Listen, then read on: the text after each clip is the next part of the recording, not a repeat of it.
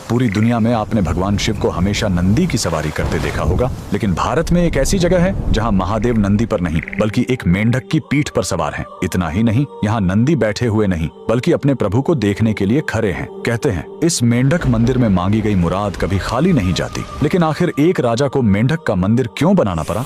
कहानी करीब 200 साल पुरानी है, उत्तर प्रदेश के ऑयल रियासत की। वहाँ के राजा बख्तावर सिंह बहुत प्रतापी थे, लेकिन वो कुदरत के आगे हार चुके थे। उनके राज्य में सूखा पड़ गया था, प्रजा पानी के लिए तड़प रही थी और दूसरी तरफ राजा का अपना आंगन सूना था। उनका कोई पुत्र नहीं था जो आगे चलकर गद्दी संभाल सके। राजा पूरी तरह टूट चुके थे। तभी राज्य में एक महान तांत्रिक का आगमन हुआ। उसने राजा की परेशानी सुनी और एक ऐसा उपाय बताया जिसे सुनकर सब हैरान रह गए। तांत्रिक ने कहा, राजन, ये सामान्य सूखा नहीं है, आपको मंडूक तंत्र का सहारा लेना होगा।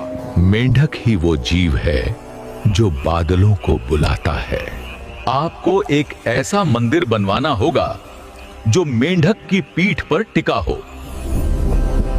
राजा ने तांत्रिक की बात मान ली। निर्माण शुरू हुआ, लेकिन इसमें सीमेंट या चूने का इस्तेमाल नहीं किया गया। इस मंदिर को अमर बनाने के लिए पत्थरों को औरत की दाल और गुड़ के पेस्ट से जोड़ा गया। जमीन से 100 फीट ऊपर एक विशाल पत्थर के मेंढक की आकृति बनाई गई और उसी के ऊपर यह भव्य मंदिर खड़ा किया गया। मंदिर तो बन गया, लेकिन प्राण प्रतिष्ठा के लिए राजा खुद नर्मदा नदी से पवित्र नर्मदेश्वर शिवलिंग लेकर आए। और फिर वही हुआ जिसका सबको इंतजार था। जैसे ही पूजा शुरू हुई, आसमान में काले बादल छा गए और राज्य में झमाझम बारिश हुई। इतना ही नहीं, कुछ समय बाद राजा को पुत्र रत्न की प्राप्ति भी हुई। आज भी यूपी के लखीमपुर खीरी में यह मंदिर शान से खड़ा है। इस अद्भुत मेंढक मंदिर के लिए कमेंट में लिखें, हर हर महादेव।